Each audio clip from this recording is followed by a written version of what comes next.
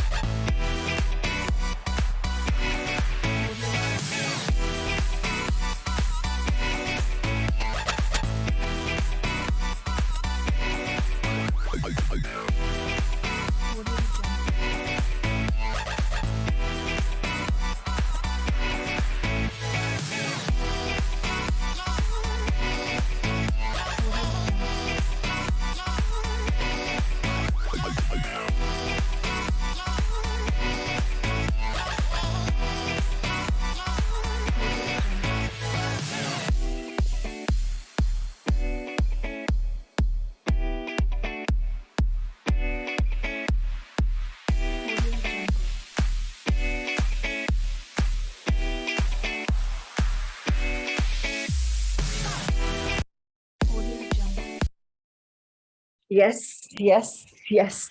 Each one of us dream, each of us believe, and we achieve with our power of manifestation every morning for just a very short time. So Rahul, so let's take them all through a beautiful book. Let's see what's happening with Luke Cotino. What advice is he giving us? So Luke's advices are beautiful. If we intertwine them with a lifestyle, we will find a shift in our energy, in our body, and so much more will happen. So today is fact number 11, the art of drinking water. Let's understand where is this thing coming from. So this is one thing which is very important. And all of us forget the power of water. Water is something which drives us. 70% of our body is water, and yet we are not conscious to the fact of how to drink water. So let's understand this fact today. There's the art of eating and there's the art of drinking.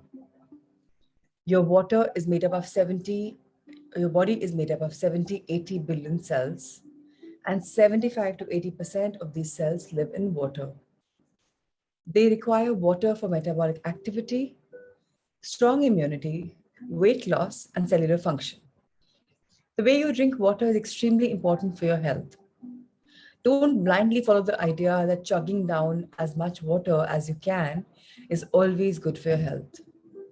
You must sip your water slowly. This allows the water to mix with the saliva, which is highly alkaline in nature. You want saliva to get to the stomach so that it can stabilize any excess acid. Have a glass of water 15 to 30 minutes before your meal and 50 to 30 minutes after your meal. It should preferably be lukewarm or at room temperature. If you must drink water during your meals, it should be very small amount. You don't want to drink too much because you want to leave enough space in your stomach for digestive activity. Too much water also dilutes your digestive acids, which in turn affects digestion. Drink when you're thirsty, but don't wait to get too thirsty. The human body has a defense mechanism and a warning mechanism. It tells you when you're hungry. If you really listen to it, you will also know when you're thirsty. If you stay in an air-conditioned environment for long hours, you need to be careful because sometimes you may not realize you're thirsty because of the air temperature. Two other indicators that you aren't drinking enough water are if your lips tend to get dry quickly or if your urine is yellow. Ideally, your urine should be a pale white, crystal white, or pale straw yellow. But do note that certain medications and certain vitamins, such as vitamin C, can make your urine extremely dark. So, what happens when you and I am chugging water? So, let's understand. Most of us are having one glass of water, standing firstly, and it's all gone. So, when we chug water, most of it just passes out of our system. When you want good metabolism and good cellular energy and activity, the water has to be absorbed into our cells, which is why we should all sip it. When you do so slowly, you'll find that you don't need too much water, or even the common recommendations of 2.5, 3.5 liters. It really depends on your lifestyle and the kind of food you eat. When you have a diet rich in fruits and vegetables, you won't need to drink as much water because these have high water content. At the same time, if you drink too much tea or coffee, water and vitamins are flushed out from the body because these beverages act as diuretics. So, for every glass of coffee you drink, you need to have 2 glasses of water to replenish the amount that's flushed out. Your digestive system can rob your body of energy to digest all the food you eat, particularly if you eat a lot of junk food. That's why it's essential to minimize the energy spent on digestion and enhance the process by sipping water slowly. So, one thing is, we can all learn how to sip water, sip by sip, sit down, enjoy the drink as if it's a drink. Of course, now you also know about the power of adding some infusion to it, anything because our water is acidic. Now, our mouth has saliva which is acidic. Very important for our, so you can turn the book. Very important for us to understand that if we need a good digestion system, we need to add the right amount of water in the right fashion. So chugging water and even these 2.5, 3 liters, which people have been saying, can definitely be reduced if we start having water-rich fruits. So any fruits that you're having, they're water-rich. Anything which you're having, say charge, even that's water-rich. So see what works for you. Today, the magical exercise is very beautiful. It's about making a difference to people's life. And it's about realizing that have been so many people who made a difference in our lives. So it's mostly an ode to the ones who've been there for us for something or the other, or just triggers. So there's an album on the table on the next, on the picture on the left, and it's got pictures. So Albert Schweitzer, who was born in 1875 and who crossed over in 1965, who was a Nobel Prize winner, he was a medical missionary and philosopher. He said a very beautiful line for this particular fact of people adding value to our life. At times, our own light goes out and is rekindled by a spark from another person. Each one of us has cause to think with deep gratitude of those who have lighted the flame within us. Today is about those people. So, of course, you will hear on the YouTube session or you will read the chapter on your own. But today is about an ode to those people who have knowingly or unknowingly made an impact on our life and changed the course of our life by somehow some act of kindness or some nudging, and sometimes even maybe they've been a little tough on us. So you can turn the page. So today is about an ode to them. So in Rhonda Byrne's case, she's talking about a grandmother who lived in the countryside and everything, and she's made a change. In my case, I would talk about the change my grandfather made for me always, continues to make it even today. He's been there like a pillar of guidance, nudging me, directing me into businesses, into life, into so much. It's also about my dad, who's always had my back, come what may, whatever I decide, he's always had my back. So there are lots of examples where this chapter will unfold. And when you read it or you listen to it, you will understand who the person is in your life. Could be a teacher, could be a guide, could be a coach, could be anybody, could be even your younger siblings for that matter. Somebody who has just been that spark or the flame in saying something which is rude or something which is lovely, which made you alter the course of your life, whatever that is. So think of those people. It's definitely an act of kindness. So the more you think about them, the more in your life you will get people who magically keep coming in your life and making a difference. Happens to me all the time. Let's turn the page. So let's just know one thing. Today is a little weird for those people who are not comfortable with exercise, but let me tell you. So today is a Monday, so I believe a lot of us will be going to office, but that's all right. So if we can't talk out loud to the person, At least we can talk mentally. So today is about choosing three people who have made a difference in our life and having a one-on-one conversation with them as if the person is in front of you. So even though the person is alive, it's not about actually telling the person. It's about you having an imaginary one-way conversation of telling him everything that you can. So why is this one way? So why did I not talk to my grandpa who lives right here in Delhi? Because the very fact is when I'm talking, I will be sometimes cut because not everyone is a listener. So your entire impact of saying something doesn't work. So that is why it's supposed to be just a one-way thank you. And you will find that eventually that the three people that they're living, somebody will call you back and say, "Aaj yaad aa rahi thi," because you've been so grateful to them. So this will affect the course of your life if you do this. So I strongly recommend everyone to do this magic exercise every single day. And for the ones who've done this before, please repeat because this really is beautiful. So waking up to gratitude, we're sleeping to gratitude. That's every single day. So remember that also. And don't forget to write your blessings because they're a very, very important part of our being. So we can turn the book. So today is page number 121. How wonderful. So again, a guidance. Let's just follow our exercise to a T. So I'd always do a crash short summary of magic, expecting and hoping, and that's what you all said in the first bit, that we will be studying on our own. We will spend that 20, 30 minutes. So the videos are very short on YouTube. You can definitely take your time and listen to them. Today on page number 111, we are going to learn how the top 3% of America, this is written by an American author, so everywhere we read America, but by and large, top 3% of the world, what is their success? How do they make their dream conversion so beautifully, so amazingly? Let's understand the science. When my daughter was 11 years old, Michael Landon asked her what she wanted to be when she grew up. Without a moment's hesitation, my daughter instantly answered, the first girl on the Philadelphia Phillies baseball team. My daughter could give Mike such a quick and precise answer because she had discussed it with me just a few days earlier. Philly pitcher Stephen Carlton had signed her baseball glove 2 weeks earlier, and she had decided that he was so cool. She wanted to play ball on his team. She told me her dream that same night.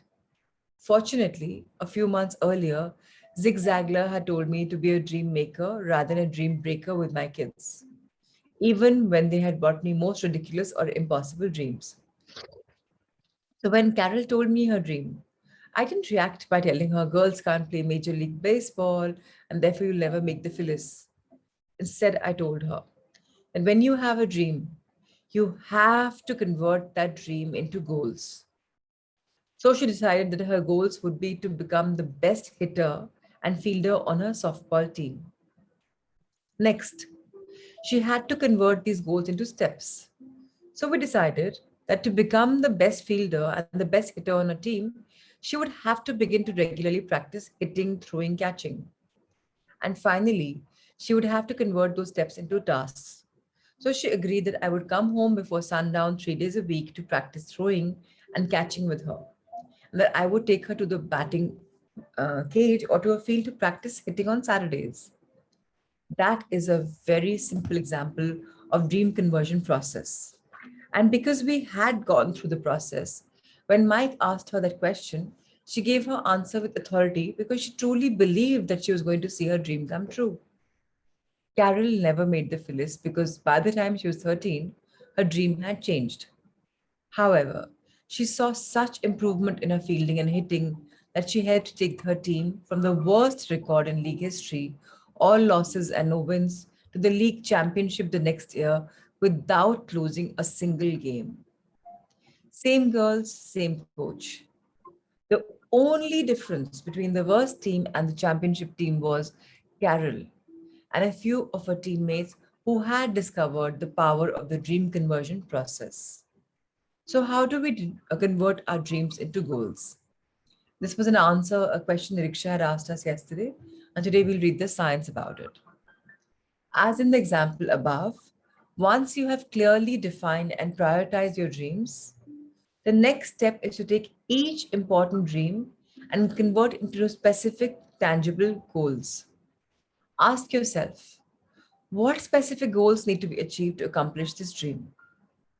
For example, in chapter 7, I shared some of my defined dreams in the extracurricular activities and passion areas of my life. The first dream I listed involved my dream for mentoring others in the art of dream conversion. I defined this dream as follows. So the example is coming to us. We can relate with our dreams. How do we convert them? So we know his dream idea. Now, the dream idea is to provide a complete dream conversion kit with audio, video tapes, and a loose leaf manual that would enable me to personally coach my family, friends, and anyone with every strategy and technique they need to learn and apply in the dream of art of dream conversion to every area of their lives. After reviewing this dream, I came up with the goals that I needed to accomplish to make this dream a reality. So, what are the goals? First, produce a dream conversion kit with video and audio tapes and a loose leaf manual. Two, form a partnership with a company that will able to distribute the dream conversion kit to millions of people through the existing distribution channels. Another one of my clearly defined dream is to be the absolute best husband my wife could ever have hoped for. This is one of the highest priorities because my wife is not only the most incredible person I have ever known, but she has given me the most wonderful gift anyone could ever give me, which is herself. When I converted that dream into specific goal, here are the ones I came up with. And believe me, this dream number two is something every married person should incorporate, whether it's a man or a woman. So be the absolute best husband my wife could ever have hoped for was his dream. What did he do about them? How were the goals? Learn what Shannon's deepest needs and desires are emotionally, physically, psychologically, and spiritually. And let me tell you all something everyone needs to be heard. So, for that, we need to acquire the quality of being a listener as well. Whether it's a listener, is something we should become for everyone. Number two, learn how she thinks each of these needs and desires can be most effectively and consistently fulfilled. So, for example, Akshay's wife, Ankita, has her 10 things. But the same field, I, as a wife, have a different perspective from my husband. Or the same thing, Ruchi has different. So, same goals, same categories, but what each person needs can be completely different. And a lot of us will probably not even know what's spirituality. We will not even know what are the goals for that, how to go about that. But all we can do is for the very basic beginners, spirituality is abundance. If you're spiritual, everything is about abundance. That's it. It's as simple as that. Spirituality will make you fall in love with life. With it'll make you see everything will be light because you'll be able to see things clearly. Hence abundance in every bit of your life. Third, he decided, learn what Gary Smalley, my favorite relationship expert, says about a woman's deepest needs and desires and gain any insights I can from him on how to best fulfill these needs and desires. So again, going to an expert or listening to him, maybe on podcast, maybe on YouTube somewhere, to gain some internal insight. Number four, begin to consistently focus my time and attention on fulfilling her needs and desires. सुन लिया, समझ लिया. Now time to work on it, imply them, time to take them into practice. That is the most important step all of us should take about our dream setting. So as you can see, these two examples, setting specific tangible goals is a fairly easy yet critical step in the dream conversion process for dreams in all areas, be it personal or professional. Right now would be a perfect time for you to take just one of your clearly defined dreams and convert that one dream into the specific goal you need to accomplish to achieve your dreams. So we have written our dreams yesterday, being a Sunday. We did take our time. Some of us wrote them before. And I did say write them into simple steps. Today, let's analyze the detailed science. Converting goals into steps. The next step in the dream conversion process is converting each of these goals into specific steps. Going back to my earlier examples, here's how I converted some of my goals into specific steps. Goal number one, Produce a dream conversion kit with video and audio tapes and a loose leaf manual. Steps following for that after the goal. Determine the content needed for a manual and video and audio tapes to effectively coach a person step by step through each strategy and technique in the art of dream conversion. Number 2, determine what it would take physically and financially to produce the manual and video and audio tapes. Create a precise timetable and budget for the production of the manual and tapes. Write the manual. Write the scripts for the audio and video tapes. Set aside or acquire the funds to produce and duplicate the kit. Create artwork for the manual and tapes. Print the manual. Record the master video audio tapes.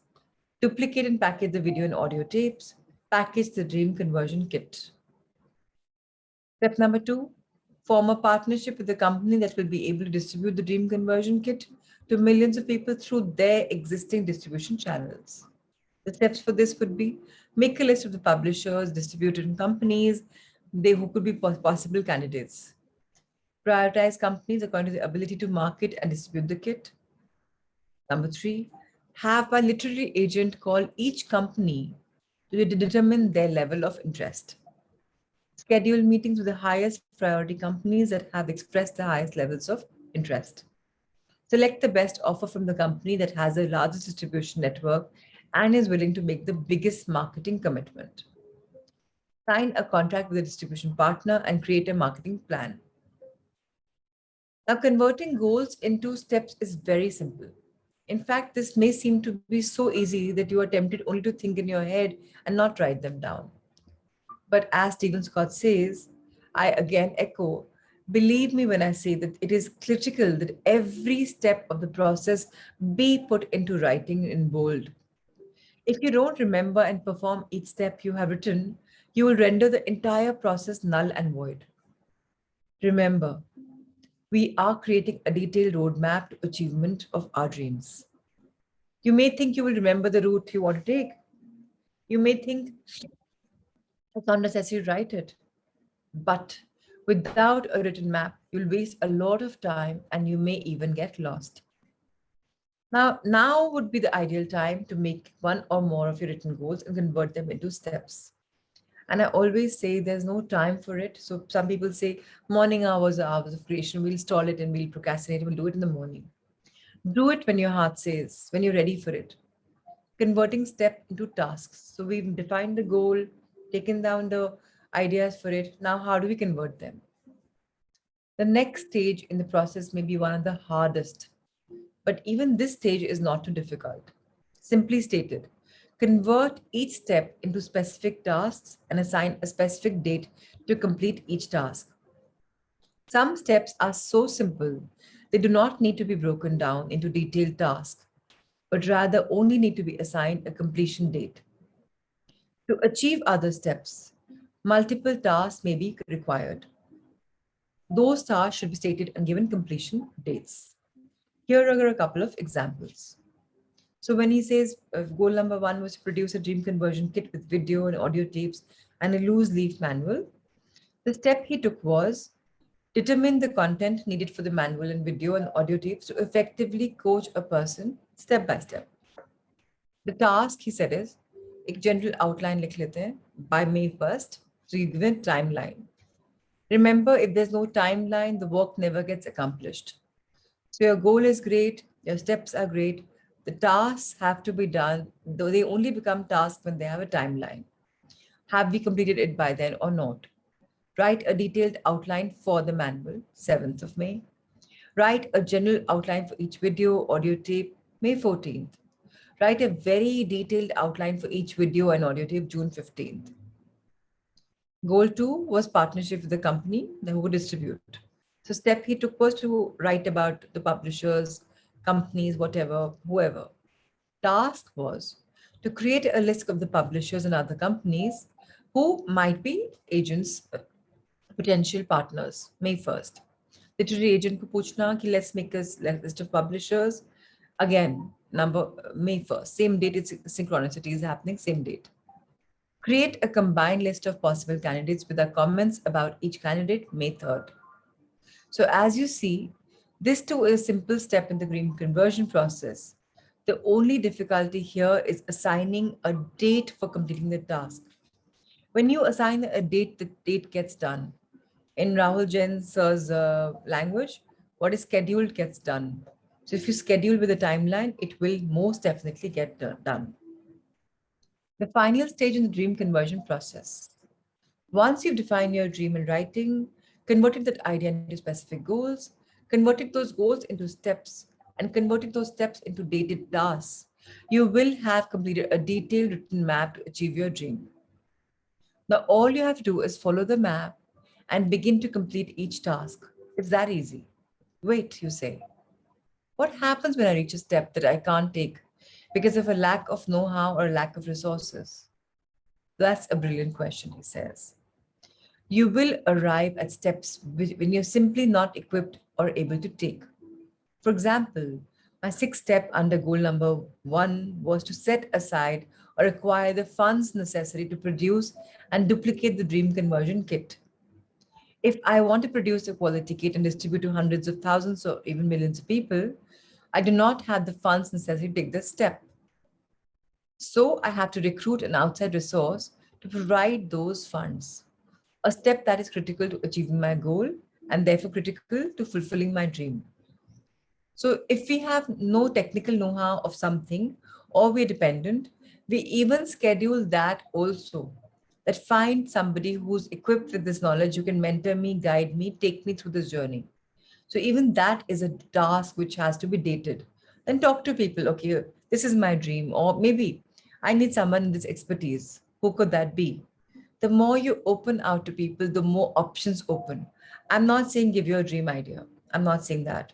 But start talking about a potential person who you can probably get mentoring from, if required. Anytime you begin the dream conversion process to achieve a dream that is truly worthwhile, you will arrive at steps and tasks that are totally impossible for you to complete by yourself. Don't be surprised or discouraged when you reach such an impasse. That is confirmation that your dream is truly worthwhile. Instead, let this be a signal to you that it's time to ignite the third booster engine in the art of dream conversion. An engine that must be ignited for you to achieve your loftiest dreams. I call this booster engine Steven Spielberg partnering, and igniting it is what chapter 12 is all about. You will discover that the engine is by far the most powerful of your 7 booster engines. It is this engine that by itself will break the bonds of gravity and propel you towards whole new worlds of achievement. But before you learn how to ignite that engine, you must ignite the second engine. And that is the engine we will look at next. We call it Babe Ruth power because it adds tremendous power to the dream conversion process. And it will enable you to have bigger dreams than you ever dared to dream before. So I hope reading this, we're a little clear about our dream, about our goals, about breaking them down, asking for any information if required, and taking it further. Now the power secret number 7. Let's just summarize what we've read. And if you have a question, type that down. I'm going to answer it. I don't want the physical conversation right now. Just type it down so I can just answer it. Power secret number 7. Achieving infinitely more in a fraction of the time. So we all have a dream conversion journal. I hope you've all received your journals by now. If you haven't, please please message Amrita that you haven't, so she can track the courier because it was sent 3 days ago. In your notebook, make a list of what you consider to be your most important core values and prioritize that list. Integrity, love, spirituality, health, responsibility, financial security, family relationships, friendships, personal security, family security, personal happiness, etc. Using your prioritized list of core values, review in your dream conversion journal how you prioritize the most important areas of your life and each of the dreams within those areas. Do the priorities really reflect your innermost core values? Should any of those dreams be reprioritized? So very important, we talked about the foundation. What is a foundation? How important is it? And that's something we all need to affect and learn and grow with. Now, what is a dream conversion process? The following 5 steps will make us learn about the dream conversion journal. So we have a journal already, starting with the most important area of our life, the most important dream in that area. Create a page entitled Dream to Goals. On that page, write down all the specific goals you can think of that needs to be accomplished to achieve that dream. After you have done this, move on to the next dream in that area. Follow the same routine for each dream in each important area. You can tackle one dream at one time. Get this very, very clear that we will be doing very step by step. Or if you want, there are multiple dreams, and if they're so important to you, you can even list out those. But remember, too much of too much is diluting it. So one thing at a time is a good idea, or parallel planning, whatever you works. So we have had examples in page 112 and 113 about his 2 parallel things, how he prioritized, what he prioritized. Number 2, for each goal that you have stated, create a page entitled Goal to Steps. On each of these pages, write down all the steps you need to take to achieve the goals. Once again, start with your highest priority dreams, whichever they are. For each step you've listed, create a page entitled Step to Tasks. On each of these pages, list the specific tasks that need to be accomplished, take that step. Assign a target completion date for each task after you've listed all the tasks. So examples are there in the previous pages. Number 4. Now, the most important thing is this. हमने अपने dreams बना लिए, हमने goals लिख लिए, हमने task लिख लिया. Now, we have to review the tasks necessary to complete each step of each goal and circle those you cannot achieve on your own because of lack of something, know-how, resources, whatever. Lack of adequate ability or lack of certain personal traits. Now for each circled task, write down the type of person, company, or outside resource you need to recruit to accomplish that task. Later in the book, you learn the specific strategies and techniques you'll need to recruit these outside resources. So let me tell you something. Now for this circled task, jahan date nahi hai, person nahi hai, what is the most challenging is you give yourself a date. That this is a date I want to accomplish. But there will be days that you say, oh, the person's not available. Here is where the Sankalp Shakti, the intention comes into play. Have that intention and magically the person will come out, helping you, guiding you, nudging you into your direction. If you write a date, if the intention is there, the universe opens doors for us. But if we procrastinate, "Arey, wo milega hi nahi, impossible hai," so that will become impossible. We have that very clear. Niksha, now is the time for your question. You said, if our goal is certain turnover or certain weight, how can we divide into tasks with dates? Super easy. Let me talk about a turnover. Or maybe if weight is constant for everyone, let's talk about weight. So if you have a 20 kilo weight loss plan, now you know realistically you can lose 2 or 3 or 4 kilos, whatever works for you. Say 2 kilos ballpark, which means 10 months is the plan. So now in the first month, you know, technically if you go off your, now what are your goals? I start my 10,000 footsteps a day consciously. I start my Surya Namaskars, 10 of them a day. So my goal is to do 3 Surya Namaskars for the next 3 days, then move on to the fourth for the next 3 days, then 5, then 10, however you want to increase. Then I have to cut my, say, carbs you want to cut sugar. You'll write that, okay, this is my, so I'll go sugarless by the 5th, gradual weaning myself off. I'll replace them with fruit so that my body doesn't crave for sugar. You have to have dates, you have to have tasks, and then you check them in a month. Have I done this enough? Have I achieved my task? Were the dates intentional? Were they done or not? And then if I haven't, then there's change of correction of plan. I review it again. Okay, what is it that did not work for me? This worked for me. Let me do this now. So you have to give yourself dates. Otherwise, the dream of losing weight will also always be a dream. So converting them into tasks and goals and dated tasks is very, very, very important. And reviewing them is important. Even with turnover, I need to, increase my labor, raw material. I need to get even the production channel out. Distribution channel is important. ये थोड़ी से बना के रख लिया. It has to be sold. Then the sales team, how do you target those extra sales? So for everything, there has to be a goal. First, a dream, then your goals, then your tasks and dated tasks and review. If we don't review our accountability, our work, we can't get the task done. So I hope this is something all of us will do it. Pretty much a lot we've done yesterday. Today is about putting them into functionality. पढ़ना is very easy, समझना is very easy. जब तक हम इन three fingers का संगम नहीं करते, we don't write it down, we cannot, दिमाग में ख्याली पुलाव रहेगा, it will not work. You have to bake the pie on paper, you have to write it down. So writing is the most important part. Get that very clearly. Again, I'll repeat myself. This is for your Bhagwan, your supreme power. You believe in this. This is your ego, I, me, and am. This is your intellect. When the three of them come together and you write something down, it's got really a lot of power. So I appreciate apps. I appreciate, MacBooks and everything, but nice to write down. And you have a manual, so use it. So thank you everyone for being a part of this session of this power secret of putting our action into practice. It's one of the most important tools for the dream conversion, which we're writing about.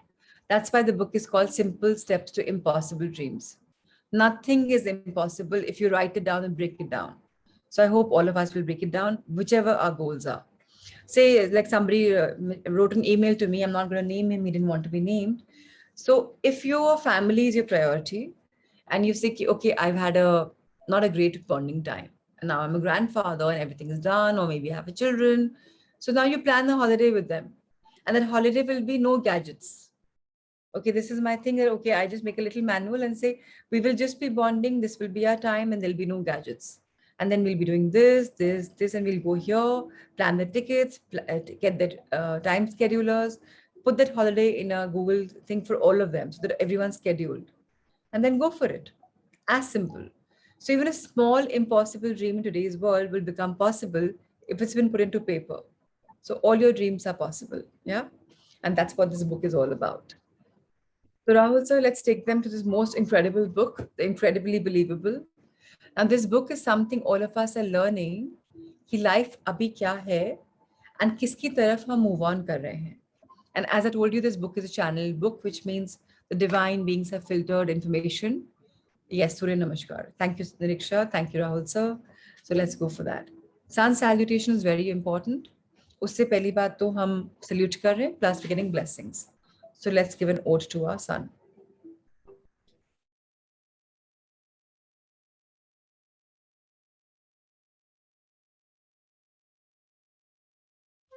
The Surya Namaskar with mantras.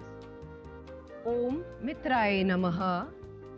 Om Ravaye Namaha. Om Suryaye Namaha. Om Bhanave Namaha. Om Khagaye Namaha. Om Pushne Namaha. Om Hiranyagarbhaye Namaha. Om Marichaye Namaha. Om Adityaye Namaha. Om Savitre Namaha. Om Arkaye Namaha. Om Bhaskaraye Namaha. Salutations to the universal friend. Salutations to the resplendent sun. Salutations to the energy that induces activity within us. Salutations to the one who illumines. Salutations to the sun moving across the sky. Salutations to the giver of strength. Salutations to the golden cosmic self. Salutations to the Lord of the dawn. Salutations to the son of Aditi, the cosmic mother. Salutations to the benevolent mother. Salutations to the energy that we praise, and to the one who guides us to salvation. The sun salutation now with the names of the postures, both in Sanskrit and English. Pranamasana, Hastuttanasana, Padahastasana. Left leg back, Ashvasanchalanasana. Parvatasana. And hold this position. And now slowly progressing into the deeper version of Parvatasana, Adho Mukh Svanasana. Ashtang Namaskar. Bhujangasana. Parvatasana. Left forward, Ashvasanchalanasana. Padahastasana. Hastuttanasana. Pranamasana. On the right side, prayer position. Raised arms pose. Hand to feet pose. Right leg back, equestrian pose. Mountain pose. Hold mountain pose. And slowly moving into the deeper version of mountain, the downward facing dog. Salute with 8 limbs. Cobra. Press back to mountain. Right forward, equestrian pose. Hand to feet pose. Raised arms position. Prayer pose. One round of the sun salutation with awareness on the breathing. So exhaling our hands to the chest, pranam. Inhaling as we bend back. We exhale as we fold forward. Left leg back, inhale as we're arching back. Exhale into the forward. Hold the breath for knees, chest, chin. Inhale as we arch back. Exhale into the forward. Left leg forward, inhale. This is a back bend. Exhale whenever we bend forward. Inhale as we bend back.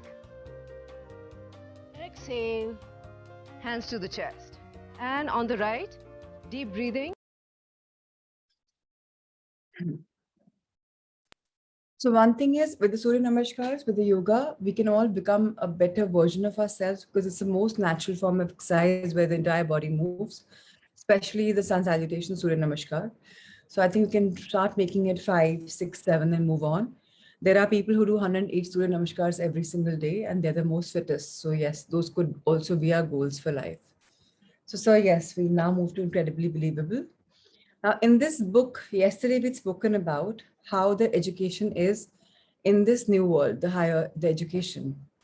So we also spoke about the power that's activating in us. We also spoke about some meditations which are helping us in activating the DNA. And 3 of you asked me for the Kriya meditation, and I did give it to you. So it's again by a very it's in the voice of my guru. So of course, there's another teacher who helps me and can help you also if you really want to go for it. But please be sure it's not something which is very light meditation. It requires a lot of determination to do it. So I think if you're ready, then only go for it. Otherwise, take it easy. Now let's understand, we've talked about the organic, inorganic matter, which are going to be creating small appliances. We spoke about subtle energies, and we spoke about our own repairing work in our body, physically also, mentally also. Everything is changing.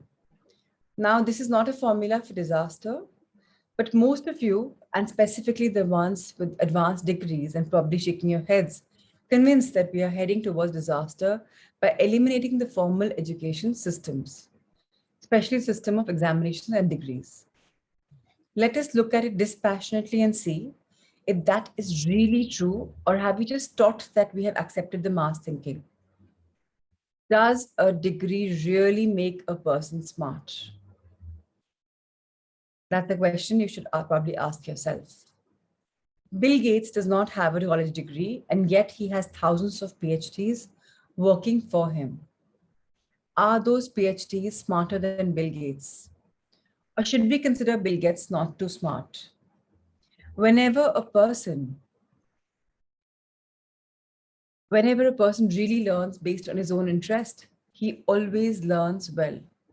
So if you and I'm interested in learning something, whatever time it is, we will come in the morning or that plan and we'll make time for it. So does a professional degree help? Now let's talk about disappointed professor or teacher. In the early 1970s, for a couple of years, I personally taught university level courses in the US as a part-time basis, on a part-time basis. I taught a variety of subjects, including mathematics, accounting, programming, computer programming, and business administration. I found that the great majority of students were in class just because they needed the class to graduate and because someone else, either the parents or the government, was paying for it.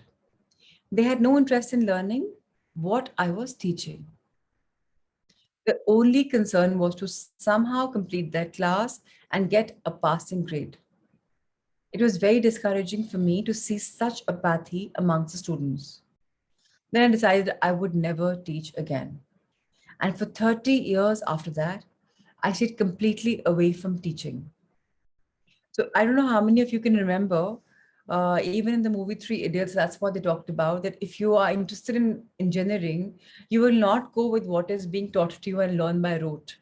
Everything will be beautiful and you will want to learn and get into it and develop something new, which is why teachers have become so huge, some of them, and they've become inventors and innovators because they love what they're doing. And the other 99% are just whiling away the time thinking of a degree and a job or possible career after that. So what did this gentleman, or what did Dr. Sani Platin do? He's an IITian from this, that, doing so much. Then what did he do? He developed a model for the new world. And what did he do? He started teaching hypnotherapy. Now, what is hypnotherapy? I can learn, I'll probably be able to teach all of you. You can do your own hypnotherapy by subconsciously conditioning your mind into some programming. So you listen to your own audio with some kind of music and every day at the same time. So you will be learning the therapy to ultimately do your goals very, very easily, diligently, and they're programmed. What is regression therapy? Regression therapy is going back in the past, or some kind of regression is happening where you're learning and finding something about yourself. For example, in about next Sunday, I'm going to be introducing you to past life regression. It's like a meditation, guided meditation. We just do it and we're able to go in our past and realize who we are, why we are, what we are. For example, I was working with a couple in the last Sangha. Now, both the husband and wife went in the same lifespan of theirs. He realized why she was not letting him go even in this life. She was so possessive about him, always careful about him. And, she was just not letting go. And then they realized she really suffered because he left her and he went away. And she really suffered for 27 years after he left her. So the same couple has come together in this life as a couple again. So she's not able to let go because she knows that he's left her before. And now he understands her much easier. Even she understands that it's only coming from my past life and I don't have to be so, think about it. So regression therapy is very beautiful. It gives you some answers to how you are, why you are, or why you do what you do. For example, when I did a regression therapy, I went into a life where I was a man and I died because I was starved. So sometimes I overeat so much that I'm ready to puke out, but I have to, I'm compulsively eating. So then I realize that, okay, this is what mode I'm getting into, because our subconscious mind has all the memories of all our lives stored in it very beautifully, whether we realize or whether we don't. But the beauty is that with these therapies, we're able to see a new window of ourselves. Energy healing is very simple. So yeah, there was somebody in Rishikesh who was very sick. She had a pain in under the right breast and under the right back. All I did was just put my fingers, did energy healing, and shocked it away. Within 20 minutes, she says, "My pain has gone away. What did you do?" So that's energy healing. A lot of these modalities will be taught to you. A lot of you will learn on your own.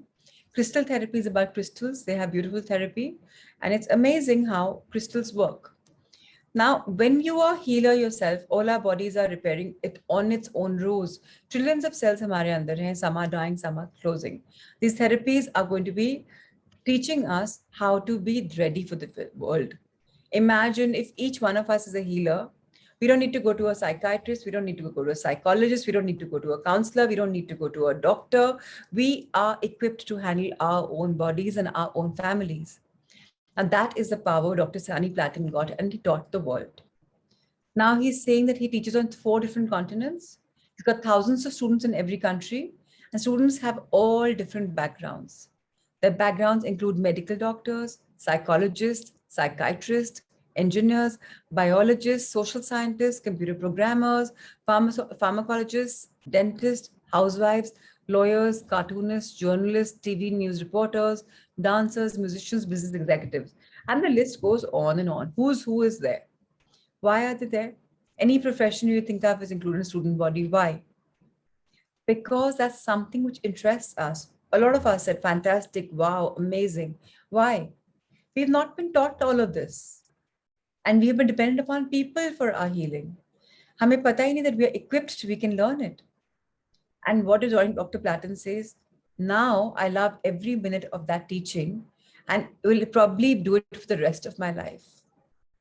Now, this gentleman passed away while he was healing a student. She had 18 extra souls on her, and he was taking them off, and his aura kept breaking. And ultimately, they attacked his aura and he passed away. And he knew that this will happen. So even before he went to the session, he told his students, this is going to happen. So please be a bit careful and please protect your own aura. Very soon, I'm going to be teaching you how to protect your own aura, especially when you go out in public. And I again repeat myself that all of us are very lucky that the book Unified will start very soon on a Sunday. And we must do that as a parallel course, and that anyone can come who's a little spiritual or wants to learn something about their own life. So now every student in this new world, all of us are on Zoom learning something. This is also education, right? We are upgrading our own sense and knowledge through beautiful guided book readings and these fabulous authors. So every student, which is also us, is coming of his own interest and choice and paying his own money and is genuinely interested in learning. So all of us have paid 7121 or whatever we paid for these 1-to-1 days. We have paid our own money and we're coming. I'm not calling you up every morning that, are you coming, Supriya? Are you logging on? Manish, are you logging on? You're coming because you're finding some value in this learning. This is the new age learning where each one of us, even children, will study what they love to learn and what's being forced by society or parents. So without exception, every one of them is learning very, very well. This is the model of learning in the new world, and it is effective. So the next chapter is very beautiful. I did talk to you that today we'll talk a bit about money. So all of us have a zone that, okay, money is important and we must earn money and we must create money. Now this comes as a devil advocate. This is a conversation between two people, and let's understand what is being talked about and how is money. So it's going to be amazing. Now this conversation is happening 2046. We've taken ourselves 25 years from today. And this book was written in 2006. So it's already 40 years projection in the later. Something you'll be able to understand even now. So where is a place? Somewhere in the world. Kahin par baat ho rahi hai. A man in his 60s. So probably it's Akshay now with his granddaughter. Okay. Because he's going to be in 60s in the next 25 years. He's talking to his granddaughter, who's a 10-year-old baby. And the dialogue follows like this. Anita, did you have fun at school today? Did you learn anything interesting? Yes, Grandpa. We studied some history, but the teacher talked about something called money. What was money? Anita, in the old days, long before you were born, when I was a young man, we had little pieces of paper that had different designs and colors and numbers written on them. We call these pieces of paper money. Grandpa, did you like to play with these pieces of paper you call money? Just like I enjoy playing cards, which are little pieces of paper with colors and numbers on them? No, Anita. We never played with money. It was too precious to play with. So if you did not play with them, then why did you have them? Well, everyone needed money to buy things. When you went to the store and bought anything, you had to pay things with money. That's so strange. What if you forgot to take your money with you? Then you could not buy anything and you would have to come home empty-handed. But couldn't the store sell you some money? I can buy my playing cards at the store, Grandpa. No, Anita. Money was different from playing cards. In fact, it was different from anything else. You needed money to buy everything else. Why was it different from playing cards? You said it was pieces of paper, it had drawings, color, numbers. I don't see the difference. Why would the store not sell money? Anita, you see, if you have to go to the store and buy playing cards, Yes, absolutely, Meenakshi. You or your parents have to show your ID card or your thumbprint to pay for it. In the old days, we did not have ID cards. So we had to use money to pay for things. So relate this to Bitcoins, relate this to Paytm, relate this to your Aadhaar cards. But did everyone still have thumbprints, Grandpa? Yes, we have always had thumbprints. And why did you need money? The thumbprints is like angutha, signature, whatever you want to create it. The obsolete concept of money. The future is about this. So see where your goals are going. If you want to be in alignment, because it's a channel book, it's coming true already. 15 years में काफी कुछ आ गया है, आगे भी होने वाला है. The reason Anita has a hard time understanding money is because there's no such thing in the new world. Besides, why would anyone want to complicate his life by having to carry little pieces of paper and maybe some coins at all times? And you never knew if you had enough, or what if you forgot to carry any money? The illusion of money. What is money? Money, as we presently know it, has no real value. There used to be a time when most paper money was backed up by an equivalent number of gold or some other precious metal. But those days are long gone. पहले के time पे होता था ना, mudras होती थी. They were just metal is what we were using. Printed paper came much later, right? Nowadays, governments and central banks of various countries print as much money as they like. There is no limit to how much money they can print. So the pieces of paper lose their value. For example, think of the US dollar. There's absolutely nothing to back up the US dollar except the full faith and goodwill of the US government. Did you know that USA as a nation has been bankrupt continuously since 1913? How much goodwill can a bankrupt nation have? Besides, the Federal Reserve Bank of the US is not owned by and has nothing to do with the US government. It is owned by private banks. I don't know how many of you know this. It's truth. Printing empty promises. Throughout our history, many countries have printed and continue printing as much money as they like. This paper money goes into circulation, but it's worth keeping going further and further. Even in the last century, there were many cases of currencies that became so useless that one had to carry a wheelbarrow full of paper money just to buy a loaf of bread. And some of these currencies literally keep losing their values every single day. Then there are so many cases in which the currencies became so devalued and useless, the government decided to print a new currency. So this book was written even before 2017, right? 16. Demonetization hua tha, kya hua? Yahi hua na? They became so devalued that the government decided to reprint completely new thing today. In one case, one of the new units, the currency, sir, you can turn the page. So in one case, 1 unit of the new currency equaled 1,000 units of the old one. Hua na 2,000 rupees ka note aaya gaya. We didn't have, right? How did it come? So what is the true value of that paper money?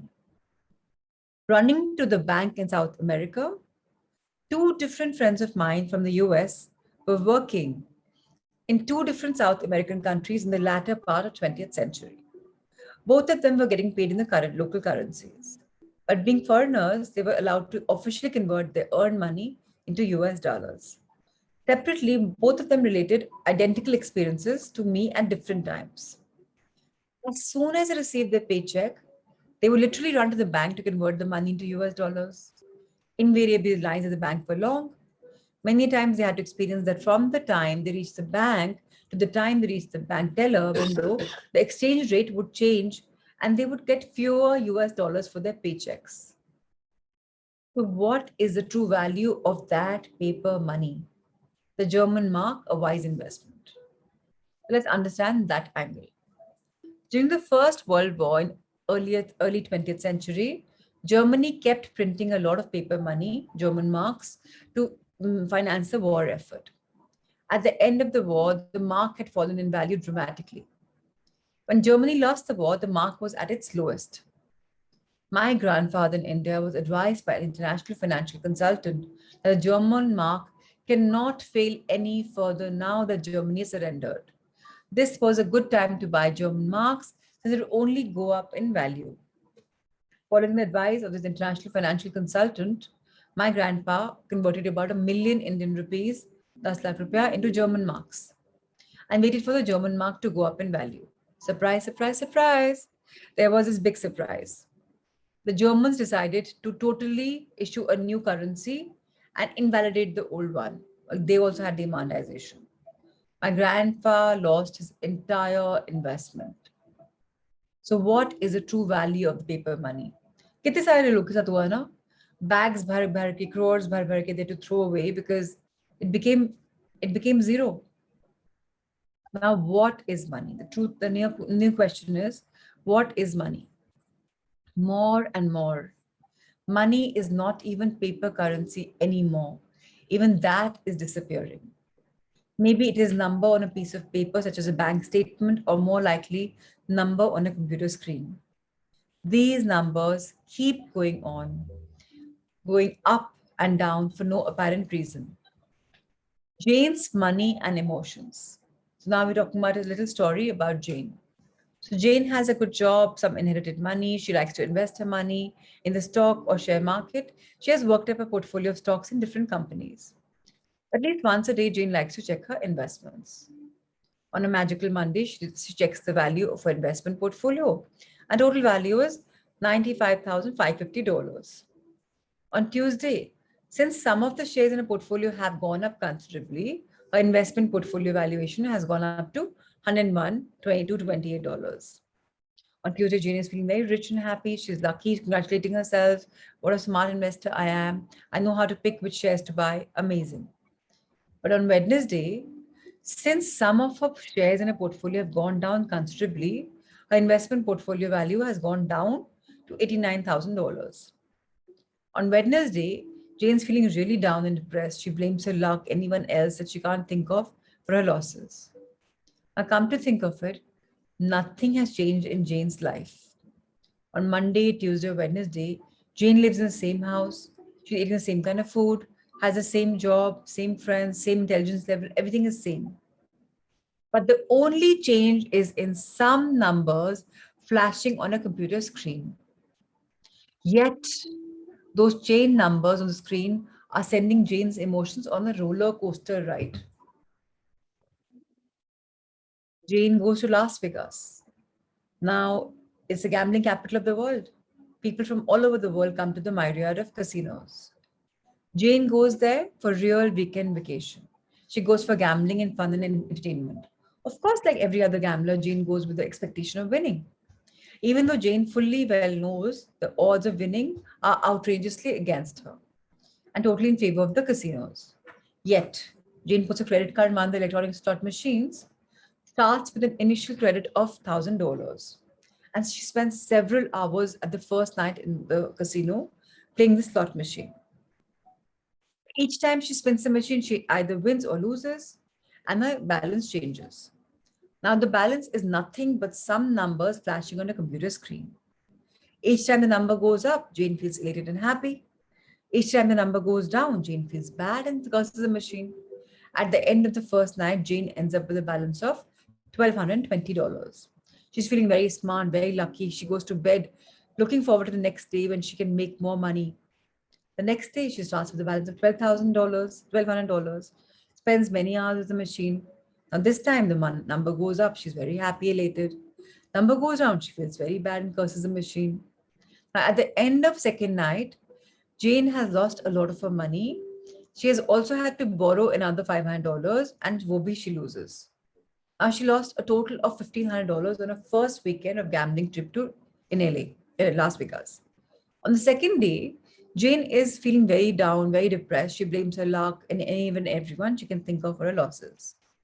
Yet, those changing numbers on a computer screen are sending Jane's emotions on a roller coaster ride. Instead of having fun and entertainment, Jane is feeling depressed and miserable after the entire weekend. And all this is due to some flashing numbers on a computer screen. Now, what is life without money in the new world? Very interesting to read this paragraph, so let's read it. Now, in the new world, there will be nothing called as money. There will be centralized automated accounting system that will be universally accessible from every place in the world. Every person in the world will have a unique identification. That card will be linked to your personal account. This would be equivalent to your bank account. The account will also carry a thumbprint of the account holder. Every place that you could think of spending money will have a thumbprint reader and an ID card reader, similar to a credit card reader. That will connect to the centralized automated accounting system. So every time you want to buy something, all you have to do is put your thumb in the thumbprint reader and the amount is automatically transferred from your account to the seller's account. This is similar to using a debit card today. Now let us say you want to give your card to your daughter or you can buy things from her using her account. You can give her your ID card. However, to use it, she will still have to put a thumb in the thumb reader. So for every transaction, there's a complete record of who made that transaction. Let's turn the page. So now who wants to steal my ID card? Imagine John finds or steals my ID card. Before I report my ID card stolen, John used it to purchase something. He uses my ID card, but he's got no use of it. Why? Thumbprint hi nahi hai. He will complete the purchase without any problem. But later, I realized that my ID card is missing and I report it as stolen or lost. The central computer system marks it as stolen or lost. It instantly does a research to see where it has been used. Ab John mil jata hai that John has found it, he's used it. The operator from the central phone system will inquire whether I had authorized John to use the card. Now, obviously, he's not given authority. The central computer system will mark and block John's thumbprint. It also transfers a money amount of the unauthorized purchase from my account to John's account. That means I have lost nothing, no matter how many times John uses my card. Meanwhile, John can no longer purchase anything anywhere since his thumbprint has been blocked. John is forced to make up for all the losses and apologize for his behavior. So there will be nothing called frauds like this. What if John doesn't have the money? There is no question of anyone ever running out of money, since we're not using money in the first place. All we have is a system of debits, credits in the computerized account system. There are only changing numbers on computer screen. Whenever you earn money or someone pays you, your account balance still goes up. Whenever you spend money or buy something, your account balance goes down. The worst that can happen is that your account balance is negative. That is no different from your having a loan in today's world. But life is fair. The only difference which works in everyone's favor is that there are no bankers arbitrarily deciding who gets a loan, who does not, or how big a loan one gets. The system is set up to everyone's accounts can go negative if needed. No credit check needed. No loan application ever needed to be completed or filed. Who needs this controlling bankers anyway? So this is a very interesting take on our future, which is definitely going to unfold. And tomorrow we'll continue the reading, the studying, the understanding, and then maybe think of where we are heading in life and what we really want to work about it. A lot of questions will come. And it's a very, very interesting book. Yes, Anita, it's a very interesting book. It's an interesting chapter. It's got different talks and takes the future. So if now only all of us are cautioned that what the future is all about, we can definitely work on our life, be smarter now, and work on what's planning, what's happening. Shivani, may I request you to please read the heart thought? It's about beyond limitations. I experience a totality of possibility within me. This is a very important affirmation, very important heart thought. If you start saying this, you will always have so many possibilities because you're going to experience them in totality in your life. So now what have you been guided? Notice what you're thinking at this moment. Do you want this thought to be creating your future? Is it negative or is it positive? Just notice and be aware. That's it. Yes, Shivani, over to you. What does the totality of possibilities mean to you? Think of it as no limitations at all, going beyond all limitations that we may set up. Let your mind go beyond what you thought was possible. It can't be done. It won't work. There's not enough. This is in the way. Or how often have you used these limitations? Because I'm a woman, I can't do this. Because I'm a man, I can't do that. I don't have the right education. You hold on to limitations because they are important to you, but limitations stop you from expressing and experiencing the totality of possibilities. Every time you say, I can't, you are limiting yourself. Are you willing to go beyond what you believe today? So, how narrow minded are you? Thank you, Shivani, for reading. Or how do you judge yourself? Why do you have limits? I can't do this, I can't do that, ये नहीं possible, ये age नहीं है, ये मेरा sex ये नहीं है, मेरा ये qualification नहीं है. Who's told you to have these limits? Why can't you be limitless? Why can't you experience the possibilities in you? So many of them. And once you're whole and complete, if you feel that, life will turn around. So let's meditate on this today and let's turn our life around. So for this, it's just about changing our mindset. For this, we have to align, balance, center ourselves. Let's have our back straight, our feet firmly placed on the ground below or cross-legged. Our hands in a Gyan Mudra, the Buddha pose, or facing heavenwards. A soft smile on our faces and eyes lightly closed. Let's inhale in love. Take a deep breath in. Fill your stomach like a balloon. Gently exhale love and share your love with the world. Keep exhaling. The stomach will go inside. Once again, fill your lungs with a nice deep breath. And imagine light having filled your body with this deep breath.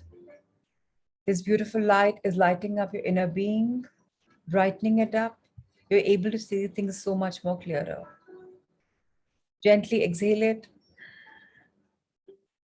Share your light with the world. As you're shining bright, you're sharing your light, and it's just making magical difference.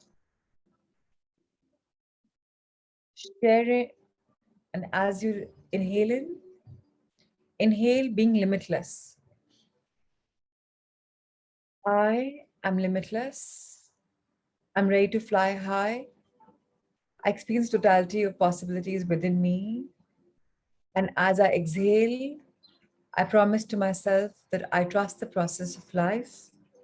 I trust why information is coming my way and how my life is absolutely magical. Life is magical. Life is beautiful. Life is an experience worth living. Me, the soul, has chosen this beautiful body to take my life's purpose forward. And as I'm inching closer towards my own being, I'm finding that gradually I've started trusting my life. I've become a little more open, a little more receptive, a little more tuned into the learnings and sharings. I am ready to be the better version of myself because I truly believe that I am a person in progress. And I know that wherever I turn, progress follows because I'm unlearning the old limited beliefs. I'm learning being limitless. I'm restructuring my conditioning so that I can change for a better me. I'm being reprogrammed where I've finished all old commands. I've pressed Control Alt Delete and cleared myself of all possible limitations because I deserve to live a life of magnificence. I deserve to live a life of abundance in all realms, be it socially, emotionally, spiritually, intellectually, or however I wish it to be. in every realm of my life. I am prospering in every bit the way I have planned. Because now I've put my dreams on paper. I've learned the line and the art of science of conversion, dream conversion. I put my beautiful dreams into goals, goals into tasks, into reviews, and finally action. Whatever I ask, whatever I believe, I receive because I know that universe is all giving. By now, I have learned and seen the science of universal acceptance of love and light. I believe when I flow in love, when I see the light around me, whatever I want, the law of attraction provides it for me.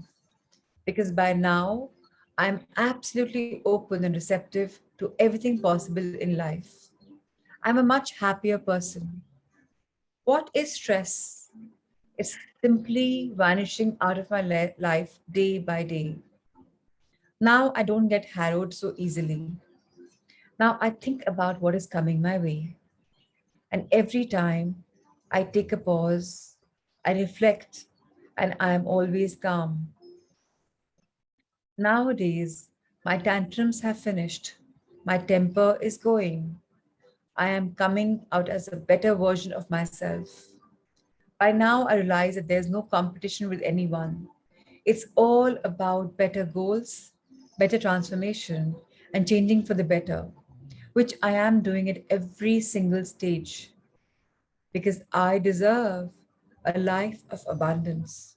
And I live a life of abundance in all realms. And so it is. Let's bow our heads in gratitude to Mother Earth, Dharti Ma, Janani Janma Bhumi, Ma Prakriti, for nourishing us, our bodies, with food full of pran, nourishing our souls with more of love, more of light, nourishing our mind with all things wonderful, developing virtues in us of love, kindness, compassion, and strength. Dear Mother Earth, as you nurture us through the soles of our feet, which are in you, from them are our roots growing in you, little more deeper, little more wider, making my foundation a little more solid. I, as a little sapling, am grown into a mini tree. I'm emerging as a better version of myself, ready to thrive, ready to be nurtured and nourished. So thank you, Mother Earth, for all the love that you give me. Thank you, thank you, thank you. Now I look at my life level, my eye level, and I thank all the past lives, all the past experiences in this life. Together, each experience has made me into who I am today. Good or bad, I no longer judge. What I went through, was it taxing or was it meant to be taxing because I had to learn experience is something I'm pondering over. Whether I realize or not, I'm being told that every single experience I've experienced is my own calling, subconscious or conscious, because I needed to learn a lesson. And wherever I don't learn a lesson, the pattern repeats. So I embrace every single thing, I thank it, acknowledge it, and I look at changing and learning because I am more open, I am more receptive. So I thank my present life for what I am because of my past. For my future, well, I am so grateful that I'm already having a window into the future world. Before people progress, I already know what the future is all about. So I'm making a very beautiful shift in my energy, in my thoughts, in my life, ready to embrace a magical future. One full of abundance where I realize the real value of myself, where I intertwine and relate myself with my own soul journey. Ultimately, I am being pulled back into my spirituality, finding my spirit's actual reality. I am a person in progress, and my future is magical. So it is. Now let's open our hands and spread it in abundance. Thank our universe, tilt our heads a bit up. Dear universe, thank you for having our back. Dear universe, for always being a provider. Whatever I ask, whatever I believe, my frequency and vibration rises, and you deliver it to me so easily. I am amazed at how much you can give me. And I thank you open heartedly, wholeheartedly, full of love, full of gratitude. Dear Cosmos, thank you for including each one of us in your Leela. Dear angels, thank you for showing us that you exist and you're guiding us, nurturing us. Thank you, guardians, for always protecting us, ensuring each one of us is safe, secured, and protected. We are the blessed lot. Thank you, thank you, thank you. Let's expand our angel hearts, our left and right of our hands going in the heart level, facing heavenwards. Let's affirm I am love. I am light. I am abundant. I am blissful. I am growing every single day. Wherever I turn, prosperity follows. I am open and receptive to all the love and all the goodness in all possible universes. Let's fold our hands in gratitude and thank everyone from heavens to earth. Today's gratitude for me on this magical Monday would be for all the gurus in this dimension or the others, in this realm or the others, all the teachers, ascended masters, and to all people who come and teach us a lesson. As a student, as a seeker, I'm open and receptive to growing, to learning, to nurturing myself with more love, with more light. So it is. Let's rub our hands together, feel the energy flow, warm to tingling, and bless our wonderful face with our eyes, our ears, our nose, our mouth, our neck, our foot pipe, our shoulders, arms, back, spinal cord, our hips, back of our thighs, back of our knees, back of our calves, our soles. Turn your hands around, touch your front feet, bless your calves, bless your knees, your thighs, sexual organs, excretory organs, intestines, large and small, uterus, kidney, liver, stomach. Bless your chest, your lungs. Thank your heart. Bless it, feel it beat.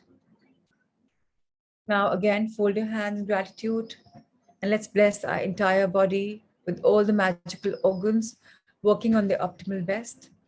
And a big thank you to trillions of cells in us who are rejuvenating, who are reconstructing themselves, dying, and rebuilding their life.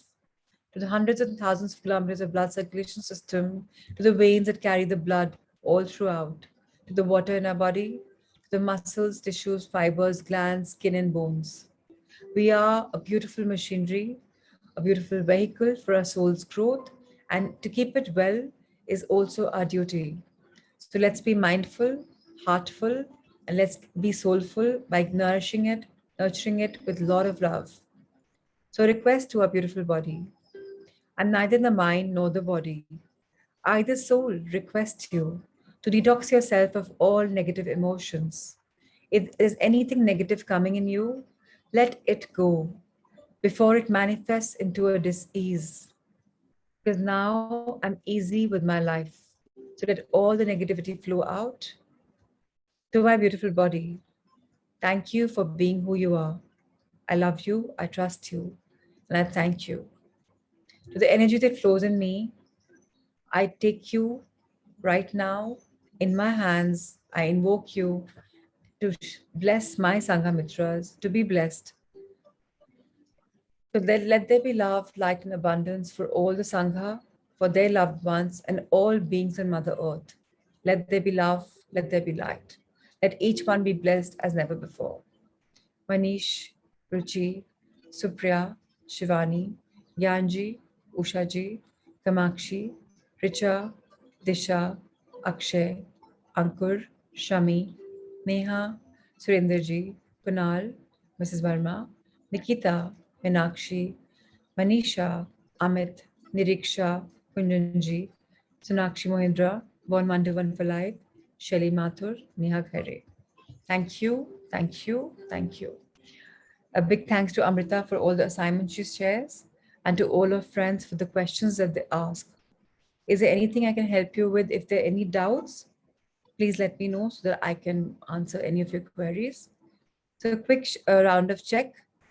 You can let me know, yes, yes, yes. So Magic Book, I hope you've been doing it every single day because it's not a joke. Magic turns our life magical. So if we haven't begun, please start from today. Don't think about the backlog. This book can be done any day, every day. So if today is chapter 11, please do it for chapter 11. It doesn't matter you haven't done the first 10. Start today. Writing gratitude, very important. It turns our life the 180-degree around. So please start writing gratitude, very important. Affirmation, we're writing one heart thought every day. Rest, you can choose whatever you want to write. You can write simple affirmations, very effective ones like I am love. So yeah, English wise, you can say it's wrong because you will say I'm loving or I'm loved. But if you're loved, everything around you is full of love. You can write the affirmation I'm blessed, fabulous. You can write I'm open and receptive for all things wonderful, all things love filled in my life. I'm abundant in terms of prosperity. Whatever you want, you write. If you write, you're ready for your journey because you're saying, affirming something which you really want to manifest. With your power of stage programming, please keep your affirmations in front of you or your vision board, which we'll talk about soon in some other books, so that you are able to create a life every morning thinking about something. Obviously, we will have the full moon, new moon, and I will keep guiding you all into this beautiful journey. Remember, we're just taking baby steps. The first 3 weeks is all about creation, about a foundation, about a goal setting. Then starts the new work. So I always say 1 month of foundation, 3 months of actual learning. So we're still in a very infant stage. Learning, we're reaching there, but not yet there.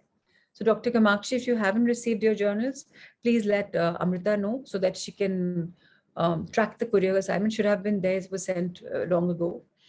And Meenakshi, you saw the soulmate video. It was wonderful. You can relate very well. I'm glad because ultimately all of us are souls. And it's, yes, it was an eye opener, Manisha. I realized that too. I myself, as I said in the session, I myself did not know what the world is all about until I asked for divine guidance and I had intervention. And that's when the knowledge came unfolding. So the data resource was also mentioned where I got it from Diana Hayden's, her YouTube channels and her sessions. So it's absolutely incredible how each one of us is in life, and you can now start relating to people. So in the next Sunday, it's a Soulful Sunday, I will introduce you all to PLR. PLR is my favorite. It's called Past Life Regression.